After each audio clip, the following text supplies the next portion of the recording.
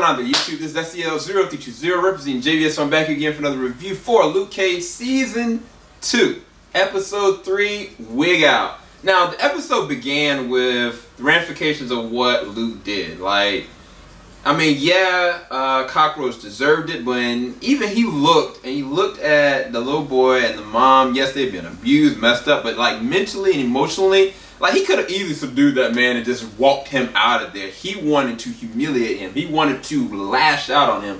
And he didn't see his own anger and vigor until it was too late. And then when Claire got there, I was kind of like, yo, Claire, you kind of telegraphing too much. Like, you're trying to say too much. But then you start to realize he's not taking responsibility for what he did. And I was like, yo, this is a great arc, because I'm sitting there thinking, what's the point of a season 2, you know, without, you know, heroes for hire? Like, nobody can really come up against Luke Cage, honestly.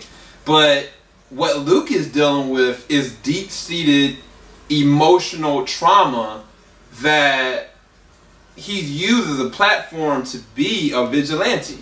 And it was kind of like, how is that gonna affect like his relationships? And I was like, with Jessica is one thing, because they both, you know, on different sides of the spectrum, but they can work, you know what I'm saying? But Claire, she puts expectation on him. She puts love on him. In any relationship, when you become one with somebody else, all the bad things about you are gonna come out eventually, unless you've dealt with them. And it's evident that she has dealt with some things in her past that she knows those tells, she knows those signs, but he hasn't. And his trigger is his dad, his trigger is his emotion, his trigger is loss, and he's got a lot of anger. And it's like he's trying to justify it.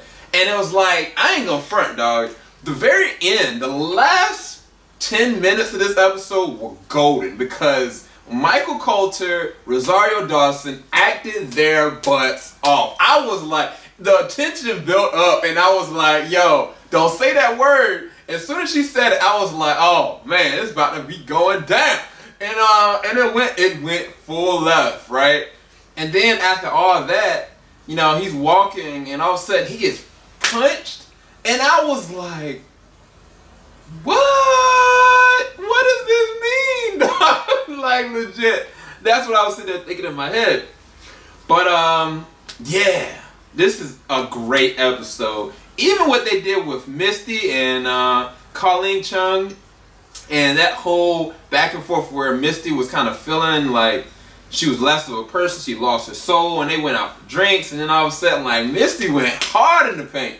I think they kind of telegraphed Colleen's movements and her choreography a little bit, but I mean, I think that Misty did a better job with 1 AM. That's just me.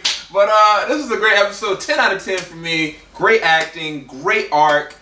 Great setup for an interesting villain, because one of the things I realized looking back at season 2, I kept on thinking, you know what I'm saying, like, you know, Diamondback was that person that went up against Luke Cage, but ultimately Diamondback had armor. He didn't have ability, right? So, yeah, this is going to be interesting. This is a great episode. Anyway, I'll be right back. Keep it alive. JVS, we ain't gonna stop. Episode 4 is coming at y'all soon. Peace.